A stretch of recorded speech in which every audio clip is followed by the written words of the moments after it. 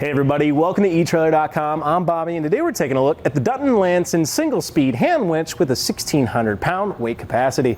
So this is going to be an excellent way of getting your guys' boats or other winching needs up on your trailer. Now what's going to be excellent about these, or I guess the question we have to ask ourselves is this winch right for us? And there's going to be a couple factors in keeping in mind, so let me walk you through just a few of those. The big one is going to be, how much does our boat weigh? Now the easiest way to find the weight of your boat is just to go ahead, find the weight of your trailer, and then bring your boat with that trailer back up to that truck scale and actually get a pretty good idea of how much weight you have in your boat. Now what we want to do as well, bring all the equipment that we naturally have here on our trailer with us as well.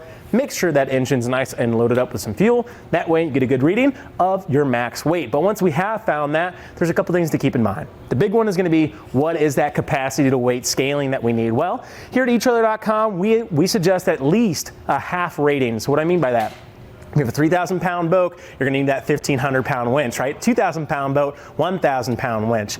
Now there are a couple things to kind of keep this a little easier and a little safer in mind as well. At that point, you probably want to look at least 3/4 of your total boat weight going towards that weight capacity of your winch. So if you get a 2,000-pound boat, maybe looking at a 1,500-pound draw. So this guy going to be perfect for your 2,100-pound boats and up. Now at that regard though too, it can probably go up to a 3,200-pound boat.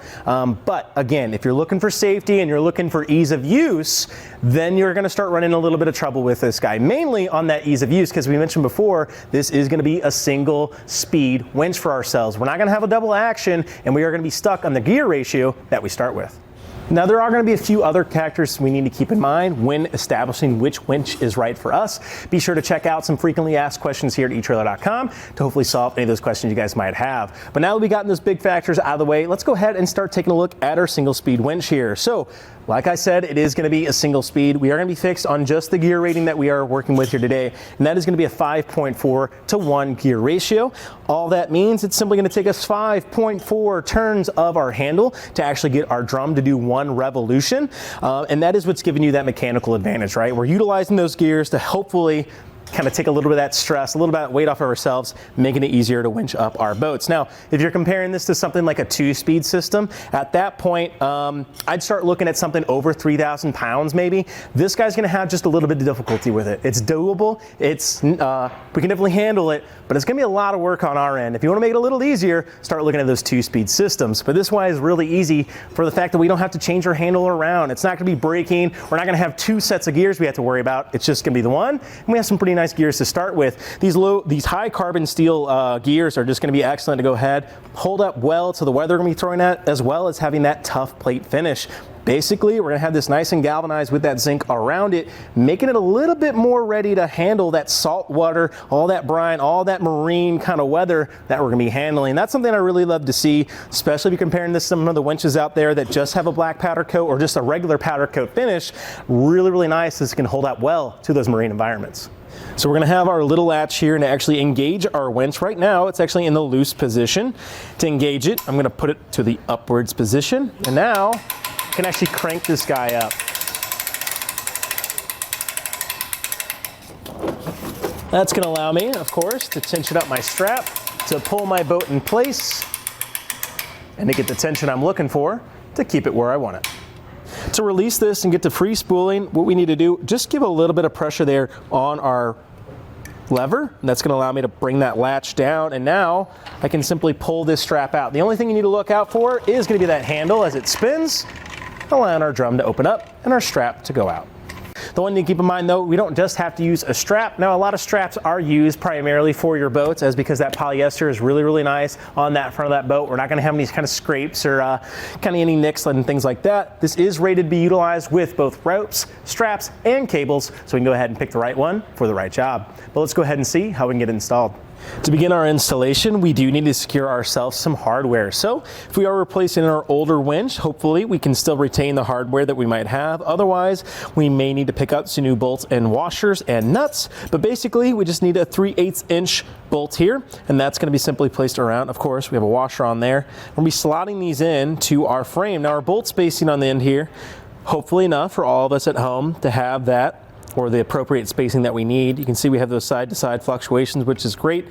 Now, if you are having trouble getting those holes aligned for yourself, we may need to go ahead and drill out a little bit of our frame, but then all we want to do is take our washer bolts, set them in place, and start securing ourselves here on our frame. I think it's gonna be helpful to leave our strap off to begin with, as that way we have access here just a little bit easier.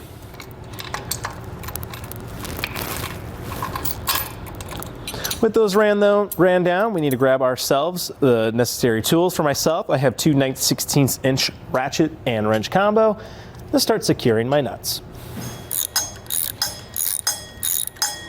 And with just a few more tightens, we're gonna be pretty nice and secure. So just double check all those connections, make sure you're not rocking around. We're nice and solid, ready to add on our strap. So to add in our strap, what we need to do, of course, is actually purchase one. Now we do have some available here at Etrailer.com. I might suggest the Dutton-Lainson 15-foot by 2-inch strap. Now this polyester strap is going to be made of a nice material to hold up well to the weather that we're going to be experiencing. Going to be very similar to like a seat belt that we might be kind of experienced to at home. But to get it installed, all we need to do, take our included hardware that comes with our strap, and we got to pay attention to what side our nut is going to be on. We need that towards our gear side. So I'm going to be taking my open end here, setting it in place through my strap and into the other side.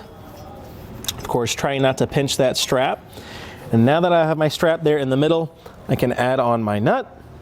These guys are going to be a 9/16" nut and bolt as well. So we can go ahead and use our included hardware, tighten it down. To get our handle installed, we're simply going to take it, find our alignment that we actually want it to be set onto, slot it on, and then add on our little nut here. It's going to be holding it in place. So we are going to need a full inch driver to get this in place. And it can be a little helpful just to go ahead and secure that handle to give you a little resistance to tighten it on.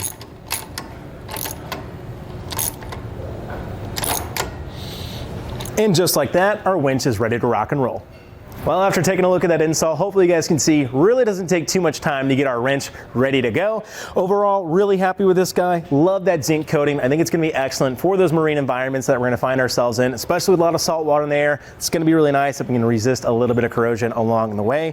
Now, talking about corrosion and stuff like that, gonna be very nice for ourselves to service these gears. A little bit of oil and grease can go a long way of making sure that this is ready to rock and roll at any point.